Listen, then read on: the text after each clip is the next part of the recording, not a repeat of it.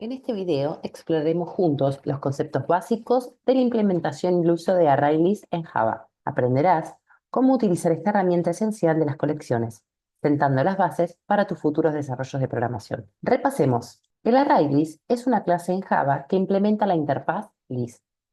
Esto significa que nos permite trabajar con una colección de elementos ordenados donde podemos acceder, añadir y eliminar elementos de forma dinámica. Su flexibilidad lo convierte en una herramienta muy útil en el desarrollo de aplicaciones. El ArrayList tiene varias características clave que lo hacen único y práctico. En cuanto al orden, los elementos se almacenan en el mismo orden en que se agregan, lo que facilita trabajar con secuencias. Este orden puede modificarse utilizando métodos integrados de la clase o creando uno personalizado. Se puede acceder por índice. Esto significa que podemos acceder directamente a cualquier elemento utilizando su índice, lo que lo hace muy eficiente para consultas rápidas. Recuerda que el índice corresponde a la posición de un elemento en la colección, comenzando desde cero. Por ejemplo, un ArrayList con 10 elementos tendrá índices del 0 al 9. Por último, permite elementos duplicados. A diferencia de otras colecciones, como set, los ArrayList permiten almacenar elementos duplicados, siendo una opción ideal cuando queremos trabajar con datos repetidos. Vamos al editor de código a ver un ejemplo. En este ejemplo práctico vamos a explorar cómo utilizar un ArrayList en Java para realizar operaciones comunes.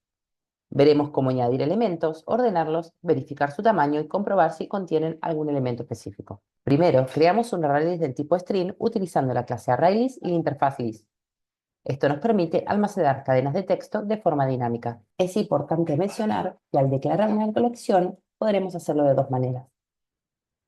Podremos invocar a la interfaz a la cual pertenece la colección que voy a utilizar, o directamente podemos invocar a la clase con la que voy a trabajar. Esta decisión va a tomarla el programador. Dependerá principalmente de dos causas. La primera, si necesitamos o no, en alguna parte del proyecto, convertir este ArrayList en otro elemento de la interfaz list, y si necesitamos o no, acceder a ciertos métodos exclusivos de la clase.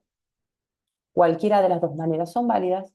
Lo importante siempre es declarar qué tipo de objeto va a almacenar la colección, en este caso string, y también podría ser una clase personalizada. Usamos el método add para añadir elementos a nuestra colección. El ArrayList nos va a permitir añadir elementos duplicados. Y ahora haremos el llamado a ciertas funciones. Usamos una función llamada imprimir lista para recorrer el ArrayList e imprimir cada elemento de la consola.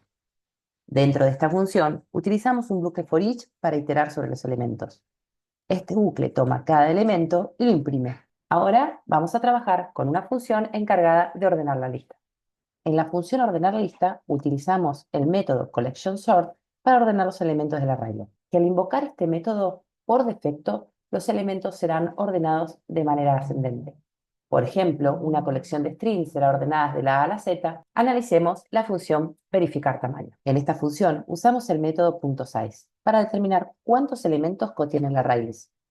Esto nos ayuda a validar la cantidad de datos almacenados. Luego podremos hacer operaciones o validaciones con este dato específico. Por último, también utilizaremos una función llamada verificar contiene. Esta función, además de recibir la colección con la que trabajará, también recibirá un elemento que está buscando. En este caso, estamos verificando si la colección contiene la cadena sandía. Este método devuelve un valor booleano, true si el elemento está en la lista y false en caso contrario. Ejecutemos el código para ver la progresión de los cambios según las funciones implementadas. En primer lugar, hace la impresión de la lista original. Recuerden que después invocamos a un método para ordenar la lista. Al ser una colección de string, lo ordenará de la A a la Z. Posteriormente, invocamos al método encargado de contabilizar cuántos elementos contiene la lista. Y por último, estamos utilizando el método isContain para validar si existiera o no en esta colección la palabra sandía. En resumen, en este ejemplo práctico podemos ver cómo crear y manipular una ArrayList, cubriendo desde operaciones básicas como añadir y ordenar hasta funciones más específicas como verificar su tamaño y contenido. Estas habilidades son fundamentales para trabajar con colecciones dinámicas en cualquier proyecto. Espero que te haya servido. Gracias y nos vemos en un próximo video.